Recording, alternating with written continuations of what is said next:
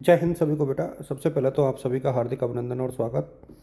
और इस वीडियो में मैं आप लोग के साथ डिस्कस करने वाला हूँ बहुत महत्वपूर्ण टॉपिक व्यवहारवाद और उत्तर व्यवहारवाद यानी बिहेवियरलिज्म और पोस्ट बिहेवियरलिज्म दोनों के ऊपर। ध्यान रहे ये जो है पॉलिटिकल साइंस का बहुत महत्वपूर्ण टॉपिक है और एग्ज़ाम में चाहे बीए हो चाहे एमए ये क्वेश्चन अक्सर पूछा जाता है। तो इस पूरे वीडियो में मैं आपके साथ इसको डिस्कस करूंगा और उम्मीद करूंगा कि शायद यूज़फुल रहेगा। अब बहुत समय नहीं है तो मैं आगे बढ़ूँ इसमें। देखिए, यहाँ पर आप देखोगे कि व्यवहारवाद ने राजनीति विज्ञान को दर्शन शास्त्र से बाहर निकालकर एक वैज्ञानिक पद्धति, अनुभवजन्य डेटा और मापनीय तथ्यों पर आधारित किया। मतलब थोड़ा सा इसको साइंटिफिक बनाया, थोड़ा सा एम्पिरिकल बनाया और थोड़ा सा मेजरेबल बनाया, मापनीय बनाया। जबकि उत्तर व्यवहारवाद ने जो है इसको वैल्यू बेस्ड, मॉरलिटी बेस्ड और सामाजिक समस्याओं पर केंद्रित करने का प्रयास किया। मैं दोनों को अलग अलग यहाँ पर बात करना चाहूँगा कि किस तरीके से जो है इसकी हम व्याख्या कर सकते हैं दोनों की अलग अलग। देखिए, पहले हम व्यवहारवाद की बात करेंगे और उसकी उत्पत्ति, इसके मूल सिद्धांत और इसके विचारक कौन कौन से हैं। देखिए, व्यवहारवाद जो है बेसिकली 20th सेंचुरी में जो है देखा गया था और 1920 से 1930 के दशक में जो अमेरिकन पॉलिटिक्स थी वहाँ इसका एक प्रकार से उद्भव हुआ। और ये मैंने पहले ही बताया था कि व्यवहारवाद में जो है बेसिकली जो वास्तविक और जो प्रेक्षण योग यानी एक प्रकार से एक्सपेरिमेंटल चीज़ें होती हैं और जिनको मापा जा सकता है उनको अध्ययन का केंद्र इसने बनाया। और व्यवहारवाद का जो मेन थीम थी वो ये थी कि जो पॉलिटिकल साइंस है उसको नेचुरल साइंस की तरह ऑब्जेक्टिव और अनुभवजनक होना चाहिए। मतलब बेसिकली ये जो है इसको बहुत साइंस की, विज्ञान की तरह ट्रीट करते थे। लेकिन इन्होंने जो है मूल्यगत निर्णय और आदर्शात्मक जो प्रश्न थे उनको बाहर कर दिया। अब यहाँ पर आप देखोगे कि व्यवहारवाद के संस्थापक पिता जो हैं जॉन बी वॉटसन को माना जाता है। फिर बी एफ स्किनर और डेविड स्टर्न। डेविड स्टर्न ने व्यवहारवाद को बहुत आगे बढ़ाया, तो इसलिए इसका जो प्रवर्तक है बेसिकली वो डेविड स्टर्न को कहा जाता है। और रॉबर्ट डेहल ने जो है इसकी व्याख्या की। व्यवहारवाद के मूल सिद्धांत कौन कौन से हैं यानी विशेषताएं, बेसिकली मैं आपके साथ बहुत साधारण शब्दों में कहूँ तो what are the original theories या basic theories of the behaviouralism. देखिए, एक तो एम्पिरिसिज्म होता है यानी अनुभवजन्य होता है, यानी ज्ञान का जो आधार है वो अनुभव और प्रेक्षण यानी एक प्रकार से एक्सपेरिमेंट पर बेस होना चाहिए। और ऑब्जेक्टिविटी होनी चाहिए यानी जो शोध करता है उसको तटस्थ या न्यूट्रल होना चाहिए। क्वांटिफिकेशन होना चाहिए यानी मात्राओं का ज्ञान होना चाहिए, मात्रा के आधार पर यानी जो सोशल फैक्ट्स है उनको मापा जा सके। जनरलाइजेशन होता है नियमों और सिद्धांतों का, इसका आपके दिमाग में होना चाहिए। व्यवहारवाद का राजनीति विज्ञान और सामाजिक शोध पर क्या प्रभाव पड़ा। देखिए, व्यवहारवाद के की जो क्रांति हुई इससे मतदान व्यवहार पर अध्ययन पड़ा। व्यवहारवाद की जो उपलब्धियाँ थी, देखिए वैज्ञानिक पद्धति का विकास हुआ है, यहाँ पर देखेंगे। इंटरडिसिप्लिनरी जो संवाद था उसके ऊपर फोकस हुआ। शोध उपकरणों का विकास हुआ।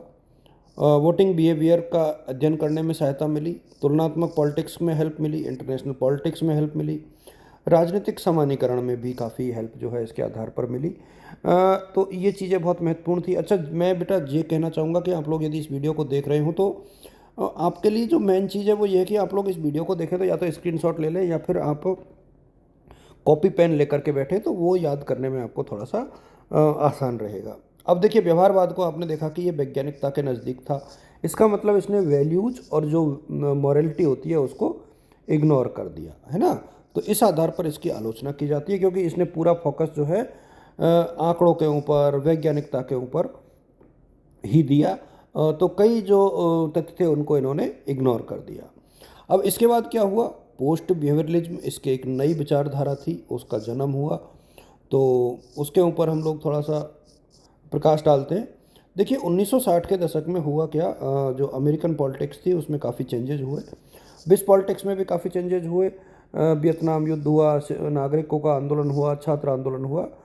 तो डेविड स्टन जो 1969 में अमेरिकन पॉलिटिकल साइंस एसोसिएशन के अध्यक्ष थे, उन्होंने उत्तर व्यवहारवादी क्रांति की घोषणा की थी। और ये क्या चीज़ है इसके ऊपर हम डिस्कस करते हैं। सामाजिक संगठन और विरोध, मूल्य रहित विज्ञान की सीमाएं और अनुसंधान की मांग। ये अनुसंधान में प्रासंगिकता की मांग। देखिए, उत्तर व्यवहारवाद में सबसे इम्पोर्टेंट चीज़ ये थी कि प्रासंगिकता को महत्व दिया गया, रिलेवेंस को महत्व दिया गया। यानी शोध का उद्देश्य केवल ज्ञान नहीं होना चाहिए, बल्कि ये भी होना चाहिए कि वो समाज की समस्याओं का उनसे समाधान हो, मतलब वो जो है प्रासंगिक हो सोसाइटी के लिए। उनमें एक्शन होना चाहिए, यानी सामाजिक वैज्ञानिक का दायित्व केवल समस्याओं का निवारण रही, बल्कि समाधान की दिशा में सक्रिय भूमिका निभाना होना चाहिए। मूल्यों को एक प्रकार से रीस्टेब्लिश करने की बात इन्होंने की, और इंटरडिसिप्लिनरी जो अप्रोच है, यानी पॉलिटिकल साइंस का अन्य जो सब्जेक्ट है सोशल साइंस की, उनके साथ जो रिलेशन है उसके ऊपर यहाँ पर फोकस किया गया। आप यहाँ पर देखोगे कि विज्ञान की जो तकनीक से अधिक महत्वपूर्ण है उसकी नैतिकता, ये डेविड स्टर का स्टेटमेंट है।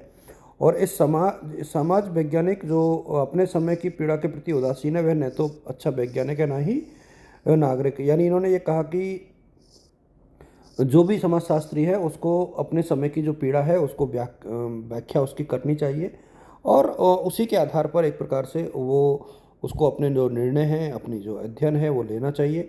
अब मैं यहाँ पर थोड़ा सा इसकी इन दोनों की कंपैरिजन स्टडी आपके साथ साझा करता हूँ। देखिए, दोनों में एक दूसरे का विरोध नहीं है, दोनों का विकास एक दूसरे के साथ हुआ है, पूरकता है।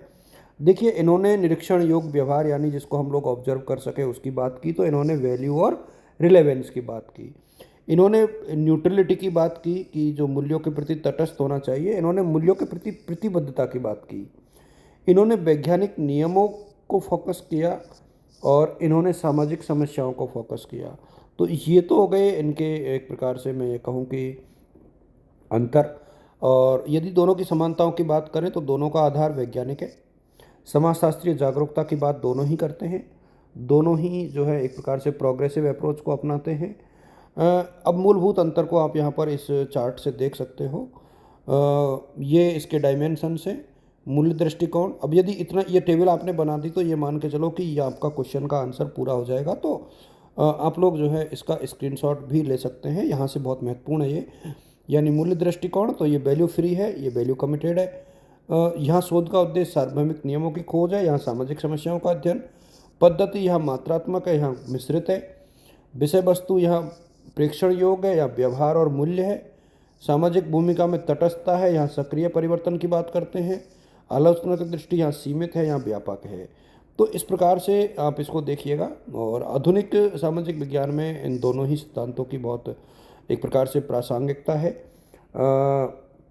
उत्तर व्यवहारवाद की आप बात करोगे तो जलवायु परिवर्तन, इकोनॉमिक इक्वलिटी, इनइक्वलिटी, डेमोक्रेसी, और इन सब में इसका बहुत ज़्यादा महत्व है।